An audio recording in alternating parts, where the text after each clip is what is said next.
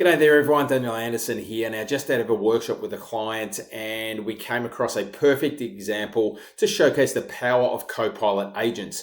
Now by the end of this video, you are going to have the knowledge to be able to create a Copilot agent that is grounded in a master document that may potentially have amendments to it. Now it's really important for us to be able to surface those amendments, and we are looking at the most current and up-to-date information. So let's get stuck into it. Alrighty, so what we can see here is that we've got a document library here that has got our master client investment advisory guidelines document in it.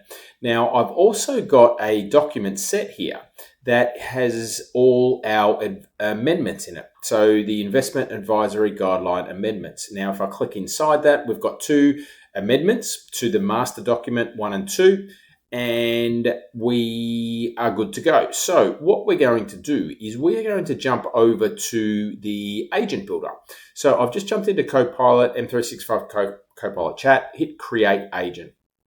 Now I am going to jump over to configure.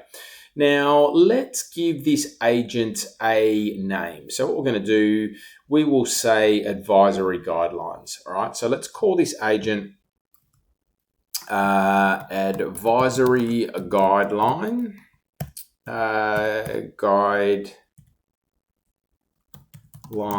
agent, and we're going to jump down into knowledge. Now the first thing we're going to do is we're going to just connect and ground this agent in the correct documents.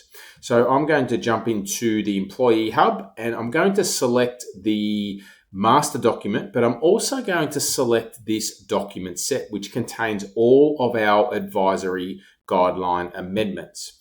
And I'm going to hit select. Now that's going to add those as knowledge sources. So that means that if we add additional amendments to the guidelines here, it's going to automatically be updated and trained or have those new amendments added as knowledge. All right. So now we've got our knowledge all connected. Let's jump across into the instructions. Now I've got some instructions written here. Now I've got the purpose, I've got the knowledge base, and it says you've got access to the main document. Now I've actually stipulated here the actual document name as well. Now I've also said that it's got access to the amendments folder and it contains all the subsequent amendments. All right.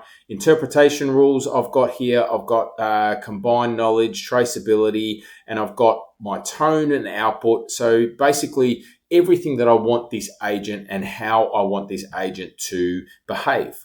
So I am going to copy all of these instructions and I'm going to paste that into the instructions tab or text box here. All right. Now I'm just going to scroll up a bit and let me just remove the title, and I am going to just copy this and I'm going to pop this in the description. So I'm going to say, I'm not going to do all of that. I'm just going to say, copy this and I'll paste that in the description. I'm going to say this is the Anderson Wealth Partners Advisory Guidelines Agent. All right, that's what I'm going to pop in the description. I've got my knowledge set up. And I'm not going to worry too much about the suggested prompts right now. So I'm now going to go ahead and create this agent. All right. Now after this is created, we're just going to have a look at how we can then utilize an agent like this that is grounded in a master document, but also then is grounded in any changes or amendments that happen to the document as well. And this could be additional information, updates or things like that aren't actually specifically in the master, but have been added as separate files or separate sources. Okay, so let's jump in and we'll test out a few prompts. All right, so first let's just start with a simple prompt. All right, so we're going to ask what is the process outlined in the guidelines for preparing a statement of advice. So let's ask our agent this question. All right, so we'll hit submit and we'll send that to our agent. All right, so remembering this is grounded in the master main guideline document, but also in that document set. All right, that has all of the amendments. All right. Now we can see here that we've got the content requirements, we've got a response here. Now we can see that we've got, and it is referencing the main document, but also the amendment too.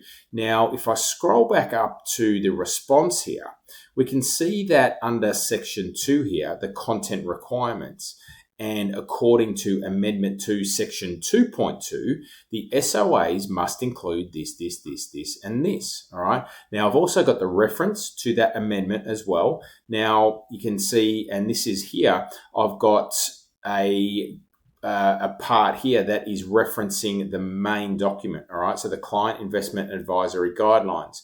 So not only is the Copilot agent now picking up the additions or the amendments to that master document, it also is referencing the main document as well. So what that means is that if we have any more amendments, all we need to do is insert and add those amendments as documents inside of that document set. So if I jump across here, and let's grab another prompt. All right. So what needs to be included in a statement of advice now, particularly regarding to ESG factors. All right. So let's grab that. I am just going to use the same chat and I'll paste that into our chat. All right. So let's have a look and see what the response here is going to be. Again, remembering we're grounded in the master document, but also that entire document set with the amendments. All right. So let's have a look. So again, what we're doing here is this agent is referencing the amendment to document. And if we keep scrolling down here, again, we've got our citations, we've got our client investment advisory guidelines being referenced, but also the amendment as well. The last one we're going to do, just to triple check here, is we're going to grab this and we will ask Copilot again, what are the current requirements for client data security according to Anderson Wealth Partners guidelines? And let's ask this question here.